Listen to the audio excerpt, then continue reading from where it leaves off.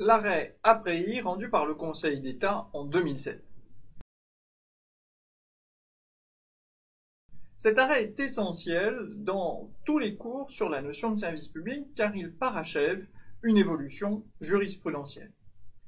Il vient répondre à la question suivante: sous quelles conditions une personne privée peut-elle être regardée comme gérant une activité de service public en dehors de tout contrat? Je crois que la première chose avant d'entrer dans la présentation de la fiche d'arrêt, c'est de bien comprendre quelle est la question qui est posée. La question qu'on se pose, c'est dans quelle mesure une personne privée peut être regardée comme gérant une activité de service public alors même que la personne publique ne lui a pas délégué en vertu d'un contrat, quelle que soit la nature de ce contrat. Ce que je voudrais que nous imaginions, avant même d'entrer dans l'affaire, c'est le cadre. Imaginons que vous ayez une piscine dans votre maison et que vous ouvriez votre piscine moyennant le paiement d'une somme, 5 € au voisin. Et imaginons qu'un enfant se blesse. La question que l'on pourrait se poser, elle est la suivante: est-ce que ça relève du juge administratif ou est-ce que ça relève du juge judiciaire? Vous voyez que votre raisonnement spontané va consister à dire, à la fin, c'est ta piscine, je suis une personne privée, cela relève du juge judiciaire, assurément. Et votre raisonnement est bon. En fait, votre solution est bonne, mais votre raisonnement ne l'est pas nécessairement. Pourquoi? Faisons le parallèle. Supposons qu'une association, c'est-à-dire une personne privée, se soit vu confier la gestion d'une piscine par la commune, et que cette association gère la piscine qui lui a été confiée par la commune, vous allez vous baigner, vous vous blessez. Si je vous demande quel est le juge qui est compétent, vous pourriez être porté à penser que, puisque c'est une personne privée, alors c'est nécessairement le juge judiciaire. En réalité, la question est beaucoup plus complexe. Il faut déterminer si l'activité qui consiste à gérer cette piscine par la personne privée ne serait pas une activité de service public. Et il faut également déterminer si l'activité en question est une activité de spa ou de SPIC. En clair, ce n'est pas parce que c'est une personne privée qui gère une activité que nécessairement vous allez devant le juge judiciaire. Il faut regarder quelle est la nature de l'activité. On voit ici que pour déterminer la nature de l'activité, il faut répondre à la question suivante: est-ce que l'activité est une activité de spa ou est-ce que l'activité est une activité de SPIC? Bien sûr, mais il faut donc au préalable déterminer: est-ce que l'activité est une activité de service public? Une activité de service public peut être confiée à une personne privée en vertu d'un contrat. Ça s'appelle un contrat de délégation de service public, le plus souvent, ou un marché public de service, bien sûr. Mais nous, la question que nous examinons, qui est la problématique de l'arrêt APREI, c'est: est-ce qu'une personne privée peut être regardée comme gérant une activité de service public, alors même que cette activité ne lui a pas été confiée en vertu d'un contrat? En clair, vous avez ici une personne privée qui s'est lancée dans une activité et jamais la personne publique n'a souhaité, par un contrat, lui déléguer. C'est l'hypothèse où finalement, une association est créée. Cette association est financée, mettons, par la commune et d'autres personnes publiques. Et puis, cette association construit la piscine municipale, gère la piscine municipale, exploite la piscine municipale. On se dit finalement, puisqu'il n'y a pas de contrat, puisqu'il n'y a pas de volonté de délégation, on pourrait être porté à se dire, dans ce cas-là, l'activité n'est pas une activité de service public. Oui, mais alors, cela permettrait aux personnes publiques d'échapper à l'application du droit administratif. En fait, le juge administratif a eu un raisonnement qui a consisté à dire qu'une personne privée pouvait être regardée comme gérant une activité de service public alors même qu'il n'y a pas de contrat. C'était la logique de l'arrêt Caisse primaire et des protections en 1938. Une fois qu'on a dit oui, c'est possible, la question qui se pose naturellement, c'est à quelles conditions? En réalité, l'arrêt APREI, rendu en 2007, vient synthétiser ces hypothèses autour de 3 cas de figure.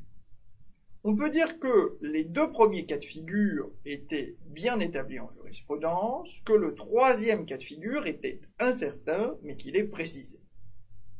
Les deux premiers cas de figure, tout d'abord, ne vont vous présenter, a priori, aucune difficulté de compréhension. Premier cas de figure, c'est l'hypothèse où c'est le législateur qui est venu reconnaître à la personne privée la qualité de gestionnaire d'une activité de service public. La loi va vous dire, eh bien je ne sais pas, les associations qui gèrent des piscines municipales, qui gèrent des piscines, sont considérées comme gérant une activité de service public. J'insiste, c'est le législateur au sens strict, pas le pouvoir réglementaire. Ça signifie quoi? Je prends un exemple. Imaginons que la loi vienne nous dire que lorsque vous ramassez les bêtes mortes dans les champs, les carissages, cette activité est une activité de service public.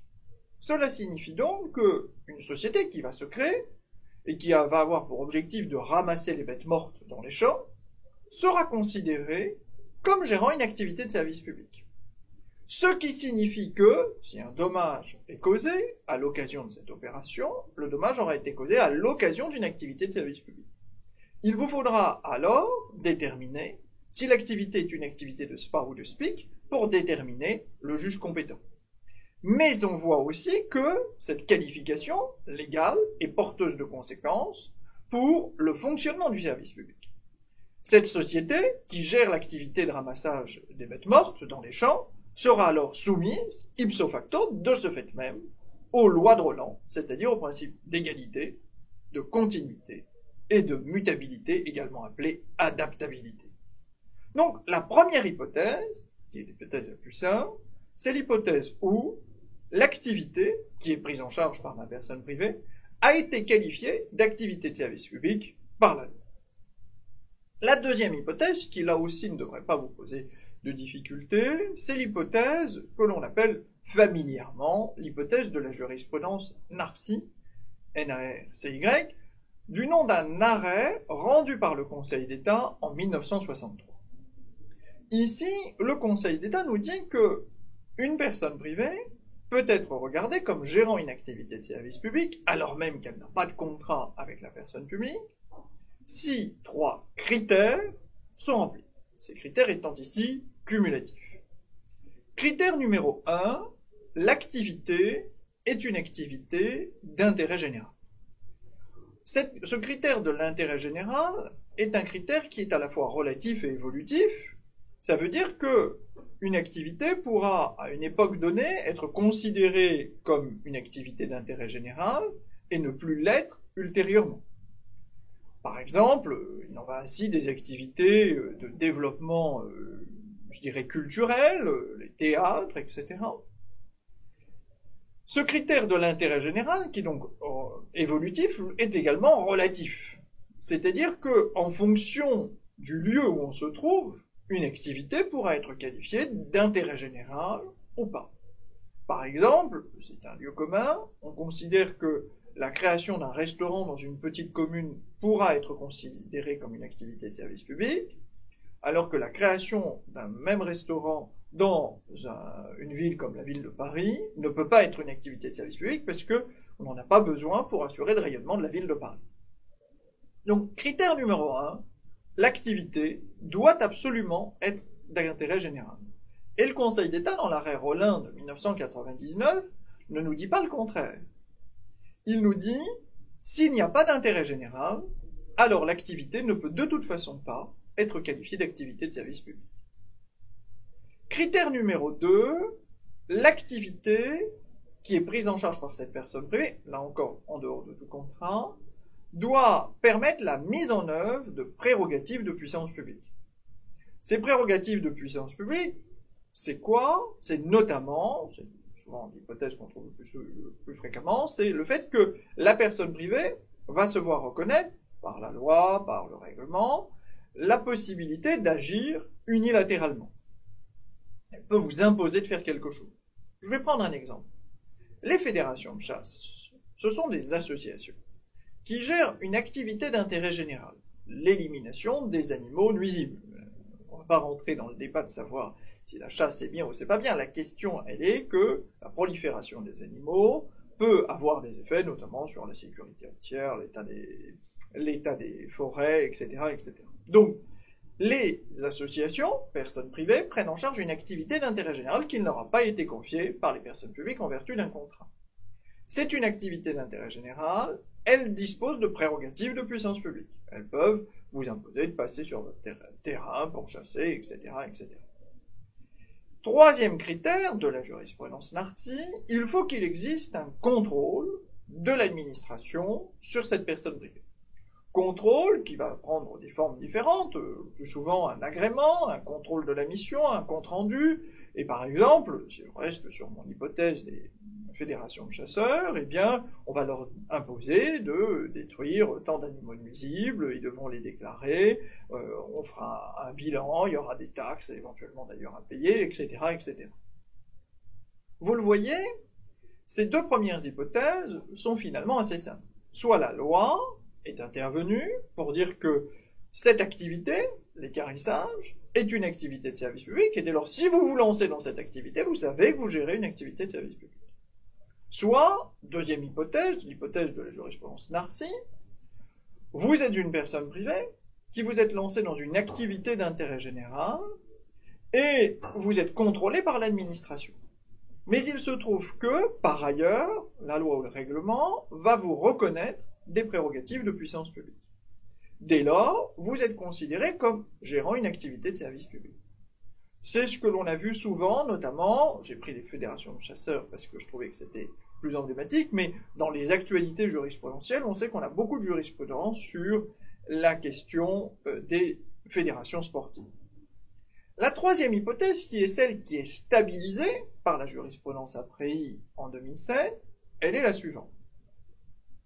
C'est l'hypothèse où vous avez une personne privée qui gère une activité d'intérêt général, en dehors de tout contrat, avec l'administration, bien sûr. Et il se trouve qu'il va exister un faisceau d'indices organiques et fonctionnels qui vont permettre d'établir la volonté de la personne publique d'ériger cette activité en activité de service public. Il faut bien comprendre ce que ça signifie. Vous avez donc deux éléments dans la jurisprudence après, qui sont cumulatifs. Premier élément, c'est le fait que l'activité est une activité d'intérêt général. Deuxième élément, il y a un faisceau d'indices. Et ces indices, vous devez tous les examiner pour que le juge se fasse son intime conviction. Ces indices, on les classe pour des fins de mémorisation en deux ensembles. Les indices organiques, comment est-ce que la personne privée a été créée, qui est-ce qui la compose, quelle est la structure également, et puis des indices fonctionnels. Comment est-ce que cette activité est financée? Qui a déterminé la mission? Comment est contrôlée la réalisation des objectifs?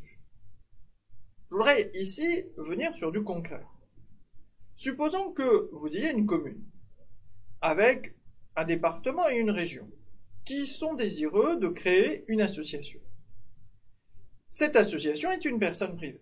Lorsque vous la créez, vous ne faites pas un contrat. Vous ne faites pas un contrat avec l'association, puisque par définition, elle n'existe pas encore. Et on va dire que cette commune, cette région, ce département finance, puis font venir également des prestataires privés, des financeurs, des sociétés. Et tout ceci va se décider à se lancer sur une activité d'organisation, par exemple, d'un festival, pour assurer le rayonnement de la ville. Vous voyez qu'on est ici sur une activité que l'on pourra qualifier, encore une fois c'est relatif et évolutif, d'activité d'intérêt général. La question qu'on va se poser, c'est est-ce que cette association, qui finalement essaye d'assurer le rayonnement de la ville, gère une activité de service public? On doit regarder les indices organiques. Comment est-ce qu'elle a été créée par des personnes publiques? Comment est-ce qu'elle est composée? Qui sont les représentants? Qui est le président de l'association? Est-ce que c'est le maire? Est-ce que c'est le président du conseil départemental? Le président du conseil régional? Ou est-ce que c'est une personne privée? On va regarder également les indices fonctionnels. Qui finance? D'où vient l'argent? Majoritairement. Qui a déterminé l'objet? Qui contrôle la réalisation des objectifs? Et en fonction de tout ceci, le juge se fera son intime conviction. Il se dira, est-ce que tout ceci permet d'établir la volonté de la personne publique d'ériger cette activité en activité de service public? C'est ce qui se passait dans l'affaire Aprey. Dans l'affaire Aprey, qu'est-ce qui se passait? Nous avions une demande de communication de documents administratifs. Donc vous avez une personne privée qui demande à une autre personne privée de lui communiquer des documents administratifs, en se prévalant d'une loi, peu importe, qui vous dit, ben voilà, les personnes privées chargées d'une mission de service public doivent communiquer toute une série de documents administratifs. Si vous regardez bien une personne privée qui demande à une autre personne privée des documents, on doit se dire, en principe, c'est du droit privé. Sauf si cette personne privée est considérée comme gérant une activité de service public. Donc la question posée au juge est celle de savoir si l'association en question, l'AFDAM, gère ou non une activité de service public. En premier ressort, le tribunal avait considéré que c'était bien un document administratif. En appel, non, on est en cassation sur cette contestation.